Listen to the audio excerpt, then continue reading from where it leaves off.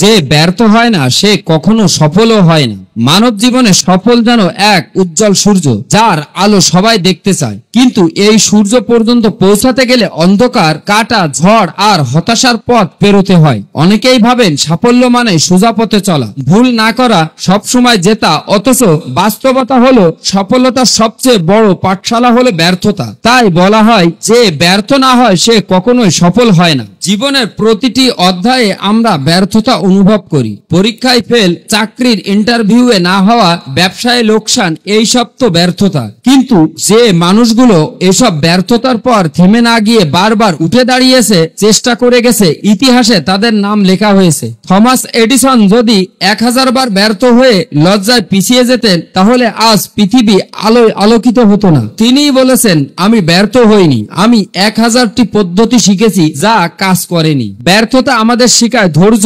অর্ধভাষায় নম্রতা ও নিজের ভুলগুলো বোঝার মানসিকতা। এটি আমাদের আত্মসমালোচনার সুযোগ দেয়, নিজেকে গড়ার সময় দেয়। যিনি কখনো ব্যর্থ হননি তিনি কখনোই নিজের সীমাবদ্ধতাগুলোকে জানতে পারেননি, নিজেকে পরিবর্তন করার সুযোগ পাননি। তাই যারা সত্যিকারের বড় কিছু অর্জন করতে চান, তাদের ব্যর্থতা কষ্টটুকু সংগ্রহে বরণ করে নিতে হবে। সফলতা যদি হয় এক উচ্চক পাহাড়, তাহলে ব্যর্থতা হলো তার প্রতিটি ধাপে ওঠার সিঁড়ি। প্রতিটি ব্যর্থতা একটি শিক্ষা, যা আমাদের পরবর্তী পদক্ষেপকে আরো মজবুত করে তোলে। জীবনে ব্যর্থতা এলে ভয় পাবেন না, বরং ভাবুন এটি একটি সুযোগ নিজেকে গড়ার, আরো একটি শক্তিশালী হওয়ার এবং একদিন সেই সফলতার চূড়ায় পৌঁছানোর। মনে রাখবেন, যে ব্যর্থ হয় না সে কখনোই সফল হয় না। ব্যর্থতা মানেই শেষ নয়, বরং এটি একটি নতুন সূচনার নাম।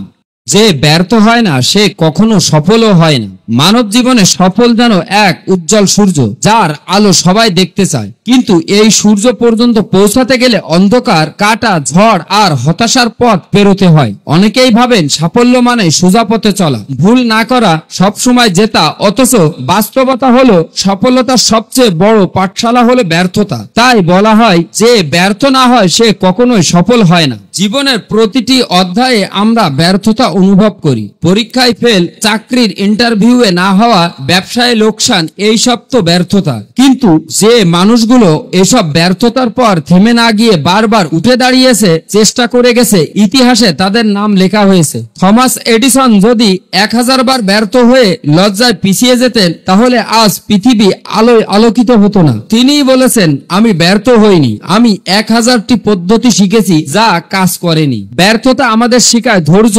অর্ধভাষায় নম্রতা ও নিজের ভুলগুলো বোঝার মানসিকতা। এটি আমাদের আত্মসমালোচনার সুযোগ দেয়, নিজেকে গড়ার সময় দেয়। যিনি কখনো ব্যর্থ হননি তিনি কখনোই নিজের সীমাবদ্ধতাগুলোকে জানতে পারেননি, নিজেকে পরিবর্তন করার সুযোগ পাননি। তাই যারা সত্যিকারের বড় কিছু অর্জন করতে চান, তাদের ব্যর্থতা কষ্টটুকু সংগ্রহে বরণ করে নিতে হবে। সফলতা যদি হয় এক উচ্চক পাহাড়, তাহলে ব্যর্থতা হলো তার প্রতিটি ধাপে ওঠার সিঁড়ি। প্রতিটি ব্যর্থতা একটি শিক্ষা, যা আমাদের পরবর্তী পদক্ষেপকে আরো মজবুত করে তোলে। জীবনে ব্যর্থতা এলে ভয় পাবেন না, বরং ভাবুন এটি একটি সুযোগ নিজেকে গড়ার, আরো একটি শক্তিশালী হওয়ার এবং একদিন সেই সফলতার চূড়ায় পৌঁছানোর। মনে রাখবেন, যে ব্যর্থ হয় না সে কখনোই সফল হয় না। ব্যর্থতা মানেই শেষ নয়, বরং এটি একটি নতুন সূচনার নাম।